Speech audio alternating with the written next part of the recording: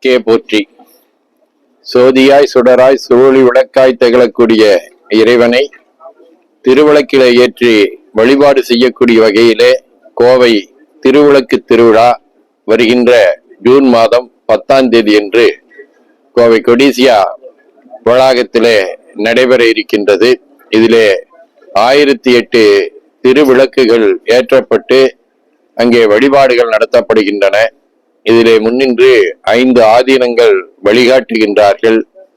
இந்த நிகழ்வோடு மிகச்சிறப்பான முறையிலே தங்களுடைய பங்களிப்பை இந்த சமுதாயத்துக்கு நல்கி கொண்டிருக்கக்கூடிய 51 பெண்களுக்கு மகாசக்தி விருது வழங்கப்படுகின்றது. இந்த திருவிளக்கு வழிபாட்டிலே பதிவு செய்து கொள்வதற்காக 48 மையங்கள் அமைக்கப்பட்டிருக்கின்றன. அந்தந்த மையங்களிலே இருந்து அவர்கள் இங்கே வந்து பதிவு செய்து கொள்ளலாம், விழாவிலே கலந்து கொள்ளலாம். கலந்து கொண்டவர்கள் அனைவருக்கும் அங்கே ஒவ்வொரு திருவிளக்கிலே இருக்கக்கூடிய அன்பர்களுக்கும் 27 பொருட்கள் அங்கே பூசைக்குண்டான வகையிலே வழங்கப்படுகின்றது.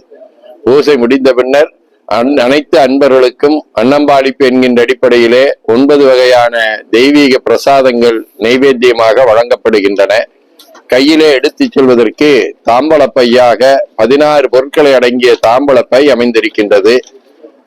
வீட்டுக்கு செல்வதற்கு நேரமாகிவிடும் என்கின்ற அச்சமில்லாமல் இருப்பதற்காக பேருந்துகள் ஏற்பாடு செய்யப்பட்டிருக்கின்றன.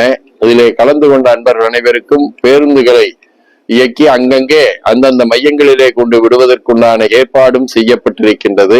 இந்த விளக்கு வழிபாட்டினுடைய நோக்கம் நம்முடைய உள்ளம் அமைதியடைய வேண்டும், ஒளிமயமாக இருக்க வேண்டும், நம்முடைய இல்லம் பிரகாசமாக இருக்க வேண்டும், நம்முடைய நகர் நல்ல ஒளிபெருந்திய நகரமாக இருக்க வேண்டும். இந்த பகுதியிலே இருக்கக்கூடிய குழந்தைகள் அனைவரும் நல்ல கல்விகளிலே சிறந்து விளங்க வேண்டும், அவருடைய இல்லங்களிலே நல்ல மங்கள நிகழ்வுகள் நடைபெற வேண்டும், நல்ல குழந்தை செல்வங்கள் கிடைக்க வேண்டும், தொழில் பெருக வேண்டும், ஒற்றுமை மேலோங்க வேண்டும், நல்லிணக்கம் வளர வேண்டும், உலகெங்கும் அமைதி நிலவ வேண்டும் என்பதாகும்.